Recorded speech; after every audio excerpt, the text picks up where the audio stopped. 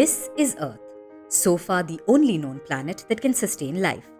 It's been sustaining life for over 3 billion years, and humans for about 6 million years.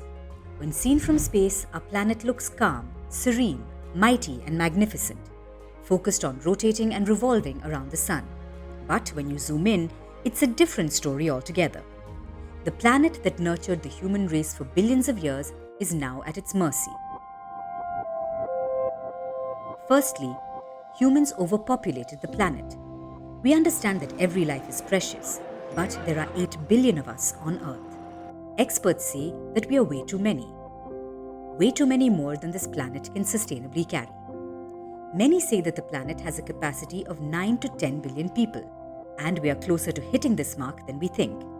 In fact, there will be 10 billion people on this planet in about 33 years.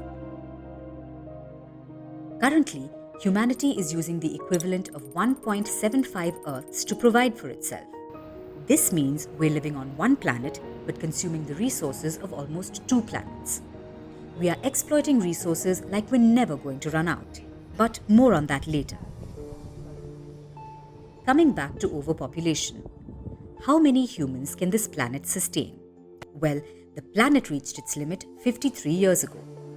In 1970, there were 3.7 billion people on the planet, less than half the population of today, and just about enough for the planet to sustain.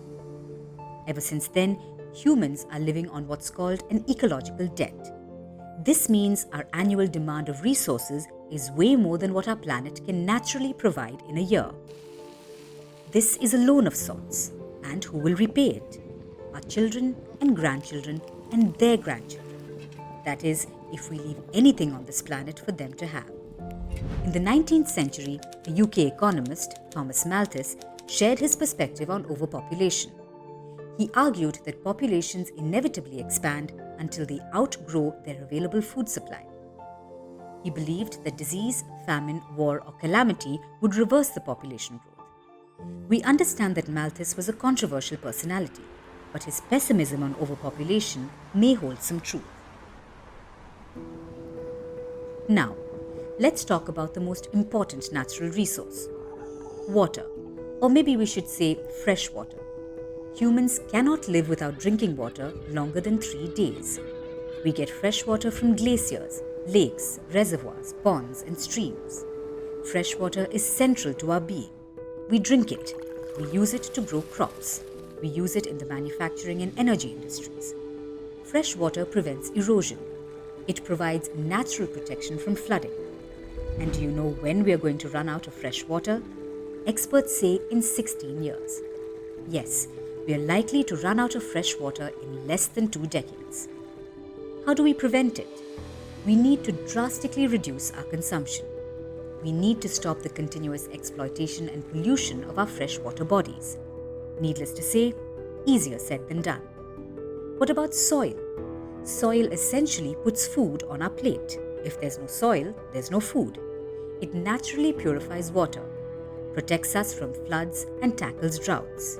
Basically, it's our life support system.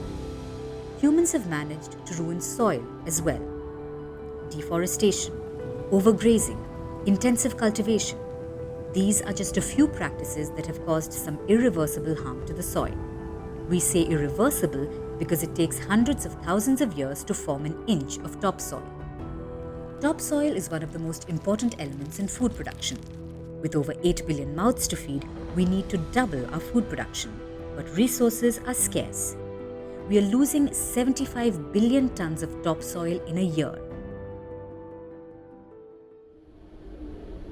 What about air? No good news there either.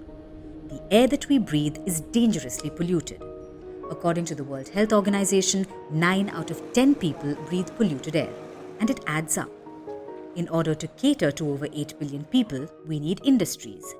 These industries produce goods that we think we need to go about our daily lives. In that process, industries pump out dirty emissions. They mix with the air and enter our lungs. Air pollution is called a silent killer. It's the 4th leading contributor to early death. The current levels of greenhouse gas emissions are very high. In 2021, it was predicted that our planet has about 11 years to cut emissions if it wants to avoid dire climate conditions. There is a 50% chance that temperatures will rise by 1.5 degrees Celsius by 2033. By 2043, it will jump by 1.7 degrees Celsius. And by 2054, the temperature will rise by 2 degrees Celsius. And when that happens, the world will witness catastrophic conditions. Nearly 3 billion people will likely slip into chronic water scarcity. Now, let's try to answer an important question. How long until global warming makes our planet uninhabitable? About 30 to 50 years. This isn't our projection. NASA says that some regions of the planet will not be habitable in 50 years' time due to climate change. So yes, our planet looks mighty, but the devil is in the detail. We are turning the planet into a giant ball of trash. We're making the planet sicker. Our aim here is not to alarm you or instill fear. Our aim is to educate you about what's going on outside the comfort of your home and how it might impact you. Mahatma Gandhi once said, "There's enough for everyone's need, but not for everyone's greed." Our greed has driven us to a point of no return. And if projections are to be believed, the doomsday is just around the corner.